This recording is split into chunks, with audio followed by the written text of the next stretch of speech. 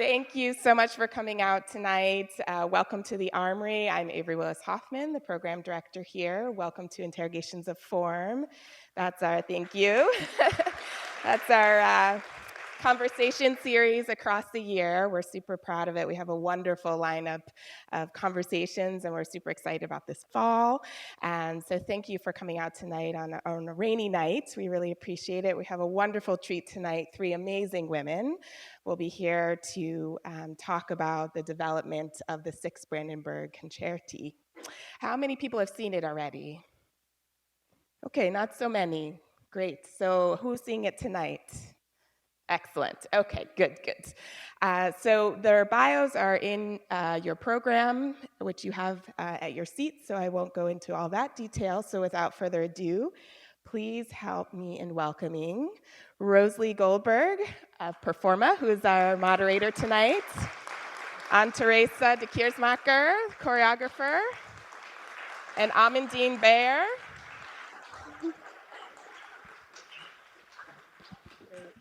We all have mics? Yes. Okay. Okay. No, I think you're going to be in the middle. Great. Good evening, everybody. Wonderful to see you, and wonderful to be here with the extraordinary Teresa Keersmaeker and a wonderful violinist who I've been learning about the last few weeks, Amandine Beyer. And we're going to get started by welcoming Teresa back to New York. I should explain what I mean by that. You know, often if I talk to an artist who's coming from Europe or some other part of the world, you often feel you need to introduce New York to them as much as them to New York. But Teresa actually spent a year here, a very critical year in 1981, when she was a 21-year-old student. She came with a remarkable, already a very trained, excellent background in classical dance and contemporary ballet, and then went to the Tisch School and really met the community that was downtown in 1981. And Teresa, if you could talk a little bit about that year, which really is a moment in time when she created her first or her second major solo work, which then just projected her out of New York into the international scene in a very extraordinary way at a very young age. But that moment in downtown New York, when dance was being pulled apart at the seams, had been for a good 10 years, with some very, very adventurous new ways of thinking about what dance means, I believe also transformed or made it possible for Teresa to create her own signature, which was there so strong from the very beginning. Yes, well, it was indeed January 1981 that I arrived in New York City. I just had finished half a year before my 2-year training at Maurice Béjart's school in Brussels, MUDRA, which was then defined as Training and Research Center for the Performing Arts, where I had a training in ballet and contemporary dance. That school was shaped on the idea that Maurice Béjart had on what a total performer should be. It was definitely anchored in classical ballet, and the contemporary techniques that were taught there were mainly Graham, actually. So it was far away from the American scene. I had been following during festivals in Brussels and in Europe, because you have to know that the American avant-garde in the early 80s was, to a certain extent, was very much present here in New York City and in Manhattan working. But in terms of presenting large-scale performances, there were a number of festivals, like the Festival de Nancy, Festival of Avignon, who were bringing in that work, and where, indeed, as you say, it was a time of the music of Steve Reich, Philip Glass. There was Einstein's, Bob Wilson's, Einstein's Bob Wilson on the beach, yes. I'm sure you all saw that, right? Yeah, that's a good one, no? Yes, I like that. Okay, Bob Wilson on the beach. But it was also, through books I read, through pictures I saw, there was this incredible emerging of the American avant-garde that actually grew after the post-Cunningham generation, and that was mainly gathered around the what they call the Judson Memorial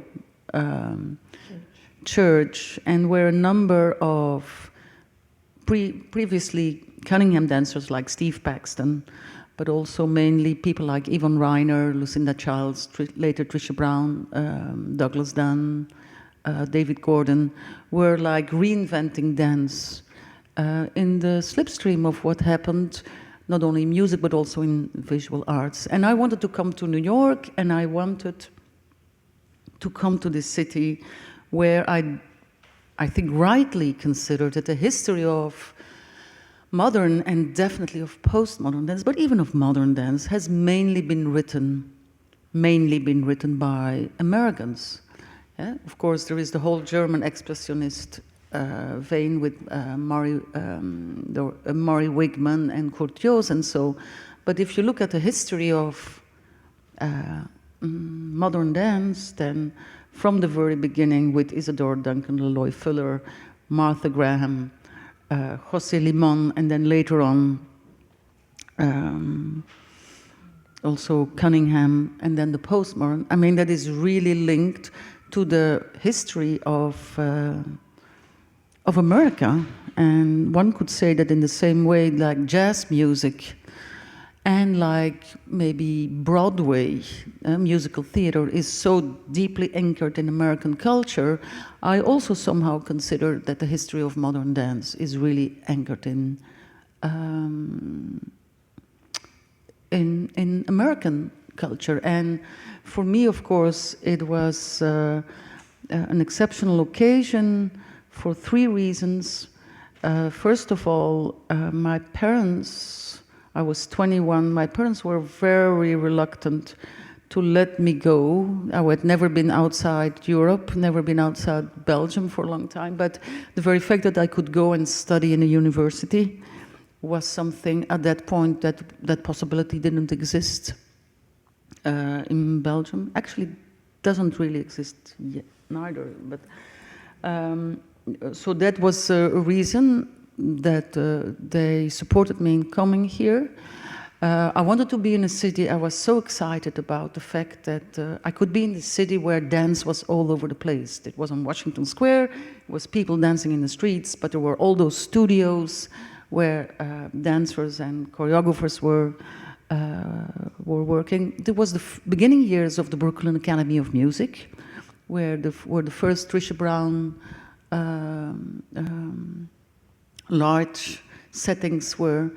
And there was one of the things, one of the things that you mentioned about the relationship, which I found really, I never thought of it, is that you mentioned at a talk that you said the history of the American avant-garde, and both in the visual arts and in dance, has been linked to the relationship to real estate, in the sense that in the 60s and in the 70s, which was actually the generation before my generation, yeah, people were living in downtown, were living in Soho, and they were able to pay space to afford. I think I called it cheap rent, which I thought was a very important part of our lives. Yes. And my other favorite statement was, and please believe this, we owned downtown. Nobody came downtown. Do you remember? Some of you remember? You didn't go below 14th Street. And in fact, nobody who was living in the lofts downtown went above 14th Street unless you went to MoMA or to a doctor's appointment. But otherwise, there was no need to go. Yeah, downtown. and people, artists could work and live. And have breakfast, lunch, and dinner together, which is also part of the art world, like who's staying over with whom. I mean, all these things are also very important, those relationships. Yes, so that was the setting, and I had in my luggage, I had two musics, Steve Reich's Violin Phase, that I wanted to dance to. And speaking about space, I was very happy that in NYU on 2nd Avenue, the building was open till 12 o'clock at night. So I would go to class till 4 or 5, then I would go to see a performance. I found ways, friends and lovers that paid me tickets to to go to see shows, and then I could have space to work and spend a lot of time working at night to finding my own language. The other music I had was the 5th Brandenburg Concerto. That's amazing that you said you had both of them going at the same time. Yes, and I decided after a while that I would stay with violin phase, because as a self-made choreographer at the beginning of a trajectory, I thought it's better to start with this music, and I didn't feel ready for Brandenburg Concerto. And so that's actually where it all began, which, was, it took me another, I don't know, this is the 5th time I work with the music of Bach. It's the 2nd time that Amandine and I worked together with Bach, because I did a performance together with Amandine, together with Boris Sharmatz, to the Partita. And there Amandine was was performing as a violinist, and she was carrying Boris and I, guiding our steps.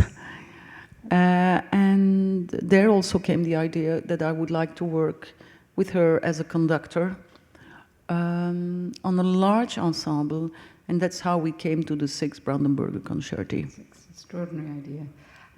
Can you talk, Amandine, about where you met and how you met? Because you're a Baroque avant-gardist. I mean, you're a radical avant-garde Baroque violinist that is also plays off-chin. Have you heard that term?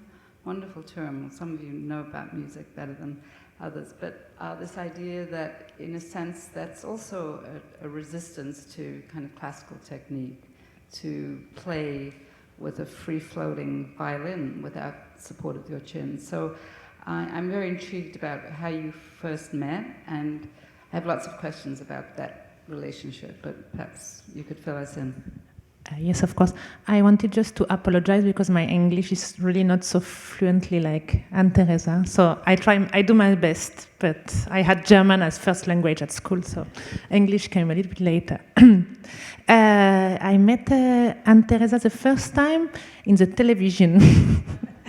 I was in Switzerland, and I don't have television at home, but I was a place with a television, and I just put the television. And in Europe, in France and in Germany, we have a wonderful channel. The name is Arte, and sometimes you switch, and sometimes nothing happens that you really like. But then I sat there, and it was music I really like from Ravel, and some dancer. But I just stayed because of the music. And then suddenly it was another music also from Ravel, a valse with dancer I liked quite a lot. And then it came an amazing landscape that I couldn't know what it was. It was in the desert, and 2 people dancing, and the music was Debussy, Prélude à l'après-midi d'un faune. And I remember very well, because I sat the bed here, the television, and I was like this. And then the music stopped, and the people continued dancing in the silence, and I was like this. And I had no clue, because I didn't still know the work. And at the end, I really watched it. So, Anne Teresa Keersmaeker, oh, good, well, fantastic. And I really liked what I not really liked, but I was so impressed. And then after a while, I got a mail, and I almost fall from my chair.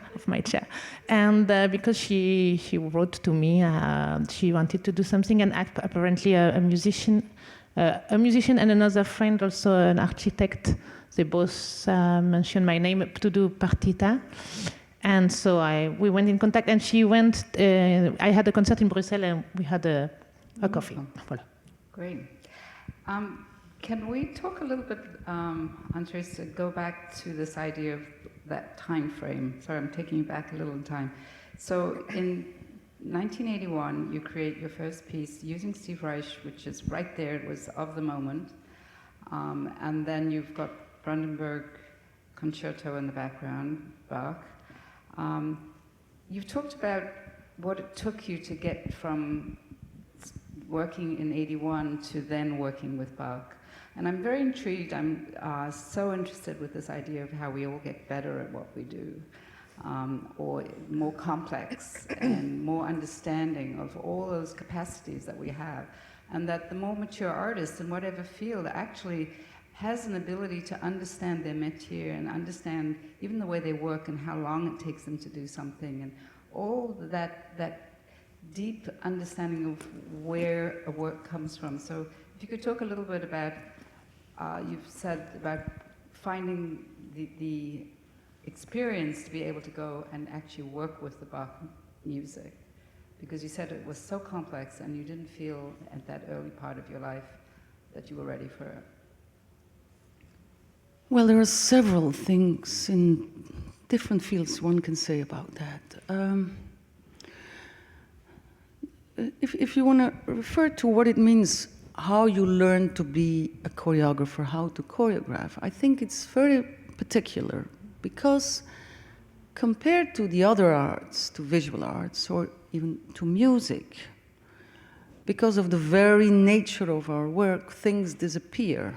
You know, a composer can take a score of Bach and analyze how he organizes his time and his space. Yeah.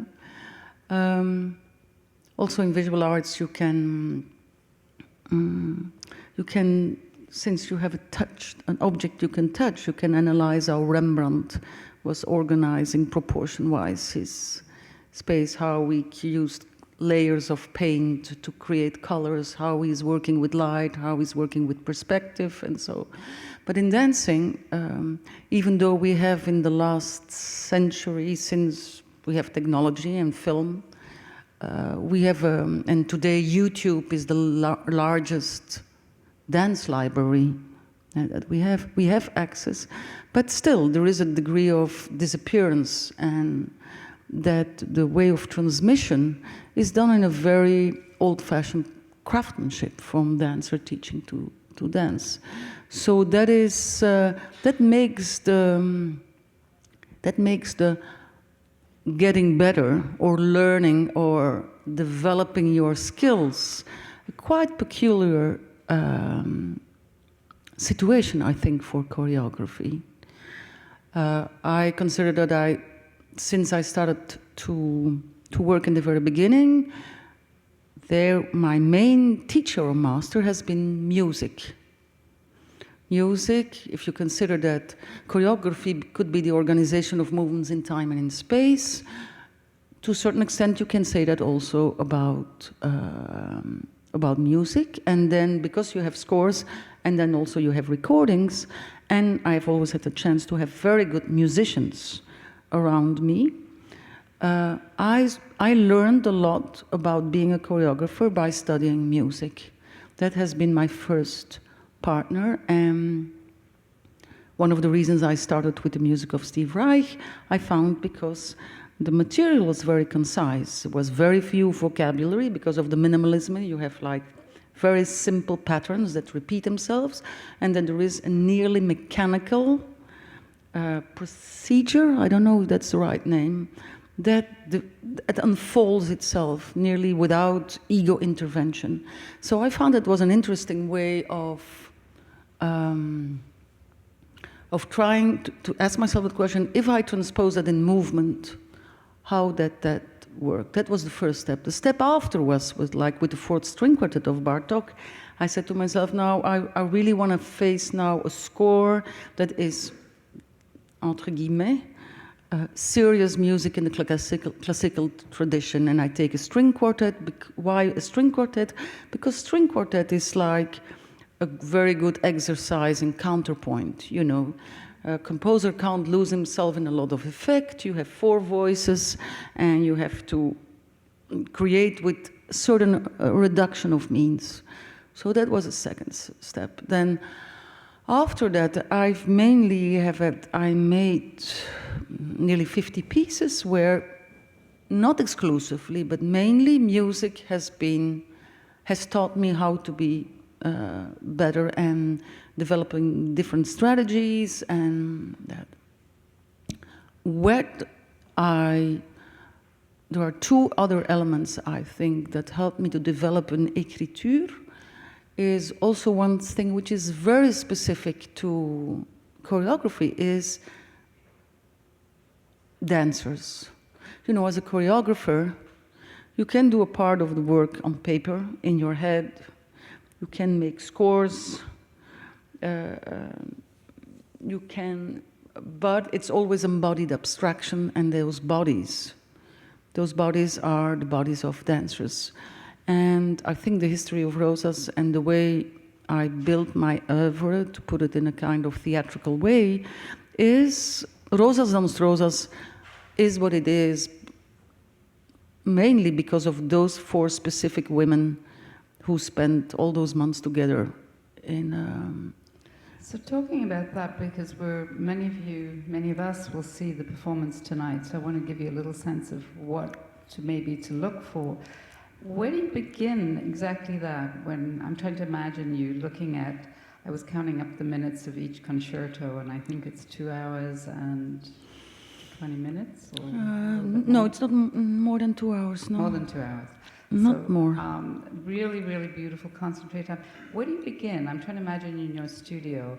Do you begin with drawings? Do you obviously you've been listening to this music over and over and over, but now how do you start transposing that into this other material?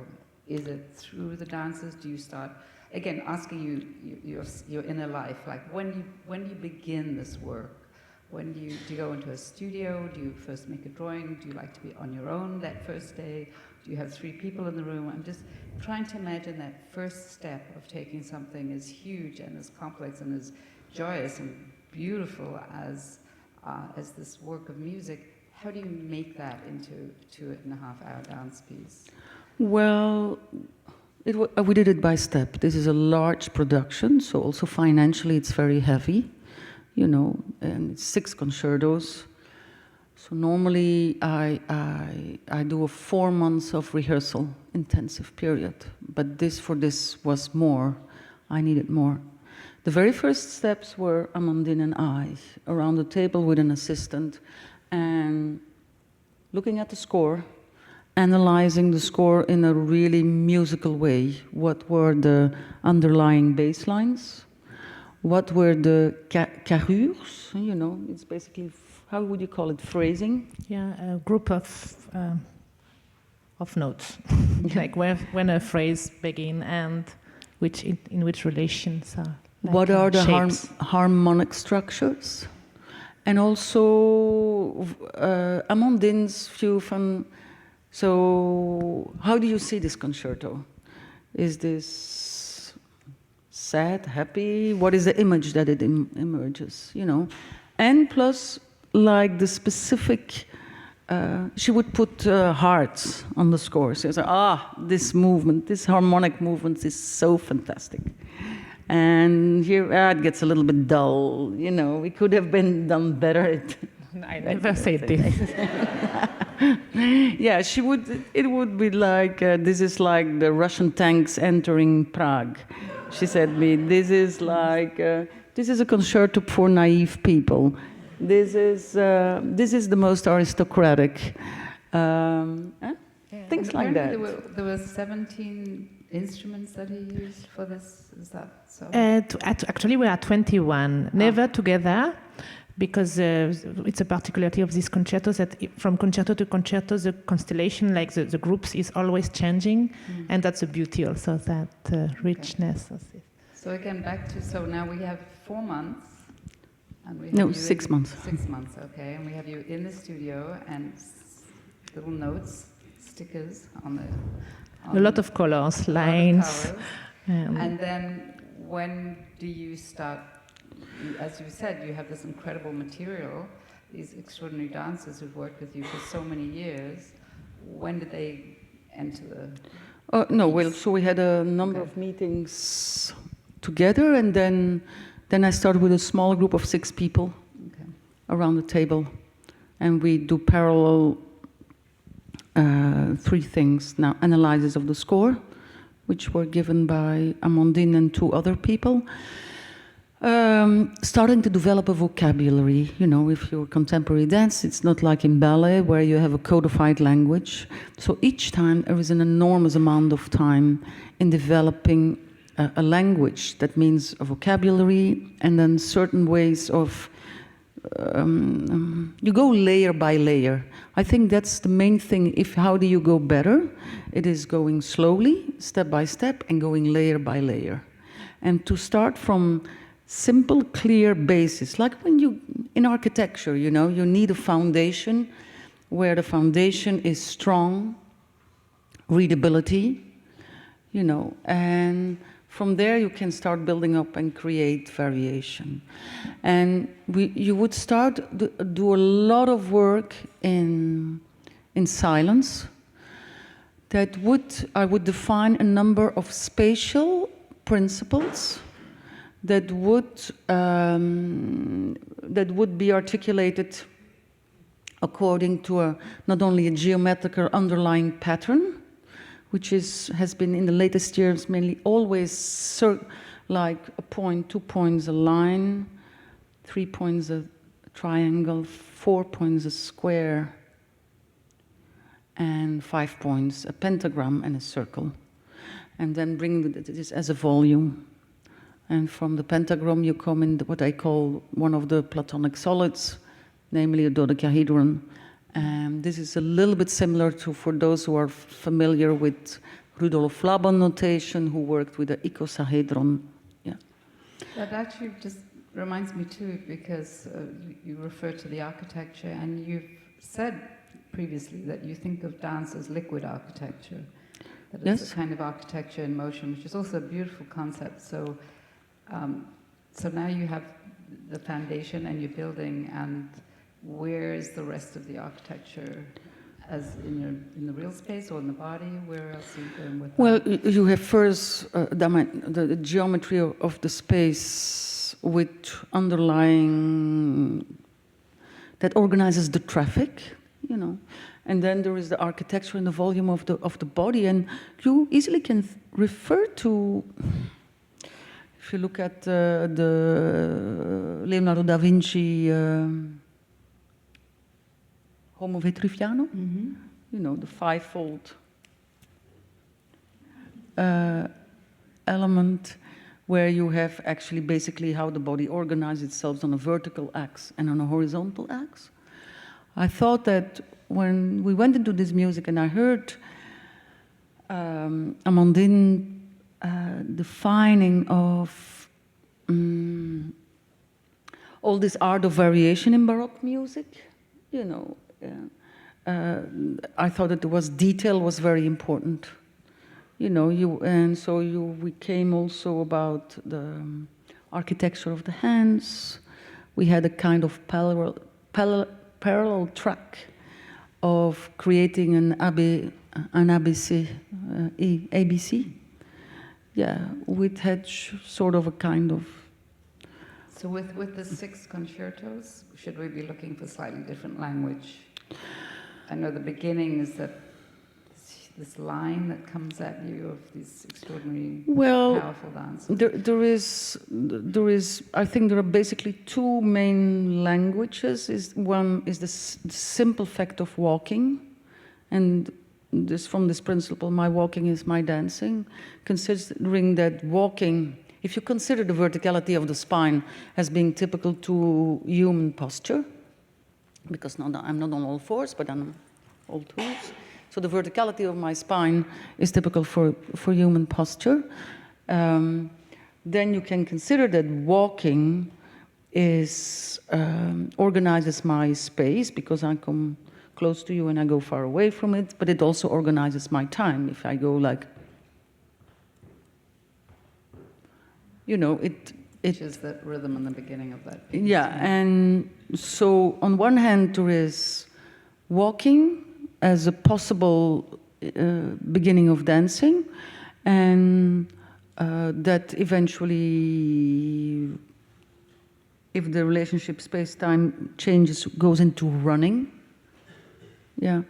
And then there is, let's call it dance movement, which involves way much more the arms and the complex architecture, which allows fragmentation, which allows isolation, which allows complexity in between what happens in the upper body and the lower body, which allows curved lines and straight lines. Can we talk a little bit about the scale of all these lines and circles? That's the biggest circle I've seen. Is this the largest space you ever this has been quite challenging because we had a premiere 3 weeks ago in Berlin, in the Volksbühne, which is a very narrow stage. But always a circle. All a circle, but in Berlin, the motto, I don't know, how do you say the opening of this theater? Was like, you had a circle and the motto was eating in it. Yeah. In the very beginning, there was a plan of doing this performance in Tempelhof, the large space where there was a previous airport space in Berlin, and which is a space way much more similar to this place.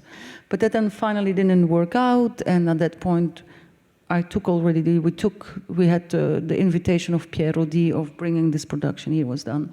So I started to work with Jan Verswijfeld in how we could manage to. But it's extremely generous and so, but it's huge, yeah. It's pretty wondrous to see it at that level.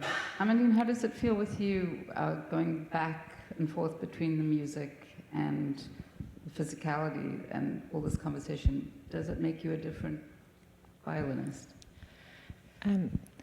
Of course, when you take like a musical score, it's like an object, like said Teresa, it's something like concrete, but in a way, since we need also the time and the space to display it, because if I just give you the score, also if you can read it and you can imagine, it will not be the same if I play it for you or if an orchestra played, or if you play it for yourself. So we also need like something like an expression of this material, and it's also very liquid. I think it's even more liquid than dance. So sometimes for me, the dance is bring something more concrete to the music, and I'm really happy when I can see what I'm playing.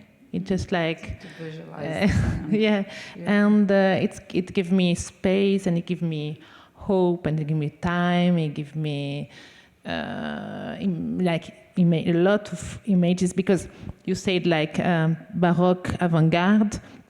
It's completely true, because when you play Baroque music nowadays, also if we do a lot of work to try to imagine how they did in that time, of course we have no clue how it was sounding. I do my best. I try to have the right instrument with the right bow and the original score, but I'm not from the 18th century, and the place is not anymore. And we don't listen. I mean, Bach never went to New York, and he will never. I think he would like me. So we have no clue, and for me, that's why it's so. Sometimes I feel not bad if I have this meeting with the dance of Teresa, because for me it's really near, and it really expresses something sometimes I'm so surprised what was this coming out of this music, also if I helped a lot, but I'm so surprised, and I'm so glad it is possible.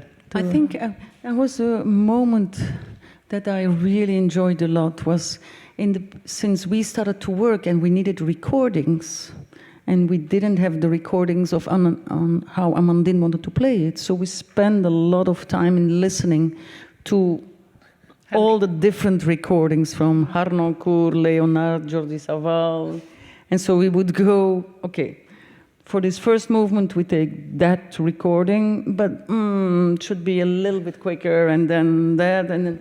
So we were listening to all those recordings that were actually done in the last 30 years, no?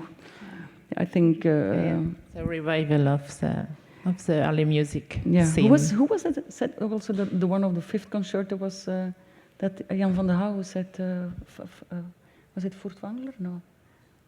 Almost, yeah. Ja, was het ook weer al? Ik encore? C'était le cinquième. Le cinquième, c'est. Well, I'm sure that Bach would be very happy with this relationship.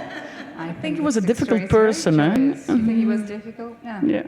There are lots of difficult people. We won't worry about that. But I think he would really love it. I'm going to jump ahead a couple of 100 years. Well, yeah, I can't resist. So going from Bach to Bernstein, from Park Avenue to Broadway, with West Side Story. Just as a little note, I found actually that beautiful photograph that you used for the opening movement of what we'll see tonight, with all these figures coming head-on, coming at the audience. Actually reminds me of a very early scene in West Side Story where all the jets are kind of coming at the audience. And so I have great anticipation about what that might be.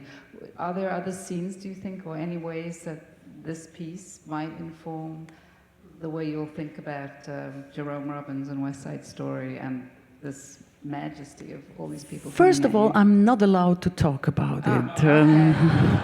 Then I can fantasize. Okay. The only thing I can say, there are a number of things I can say about it, is that I have a very big admiration for Leonard Bernstein. I find that really an exceptional musician in many different levels. I have a very big admiration for Jerome Robbins. And the only thing you can say, there is a lot of male dancing in it. Okay. Yeah, there is a lot of male dancing. Also tonight. And there are also tonight. I mean, I know I have the reputation of mainly, because of the beginning years, of mainly doing all-female dancing. But actually, especially in the last decade, I've written more for male dancers than for female dancers. Can I say what I went to see the first run through, and we had all this work, and suddenly I saw 16 dancers, so 12 guys and 4 girls, and I was, wow, and Teresa, what happens? I was very pleased, but even like that. And she said, yeah, since women do politics, men are dancing. So, and I found it really very funny. Yeah, women go into politics and men go into dancing. Yeah. I think that's a good idea. That's great. I like that one. Are we all going to take a vote on that? I think this is a heavy week for voting. I don't think we're going to wrap up so that everyone can get to their seats. I can tell you that this is an extraordinary event that you're about to see, and for those of you who have seen it, I have heard that in Berlin, I was just in Europe yesterday, so I was hearing from people telling me that people were in tears at the end and 15-minute ovations, so let go. Get into it. And one other point to end on. We've talked before, and you said what was so interesting with Bach was that he persuades you, he seduces. What do you want us to feel when we come out of this tonight? What does your dance make us feel? And give us a clue. Oh, that's a difficult one, because it's what I think it's nearly contradictio in terminis, is the fact that if I want you to feel something, that would imply that there is some kind of a message. Mm-hmm. And there isn't. There isn't. To say it with the words of Liz Leconte of the Worcester, whenever somebody starts speaking about a message, I start yawning. It's like... Okay, no message, just great feelings. Have a great evening. Thanks for being here.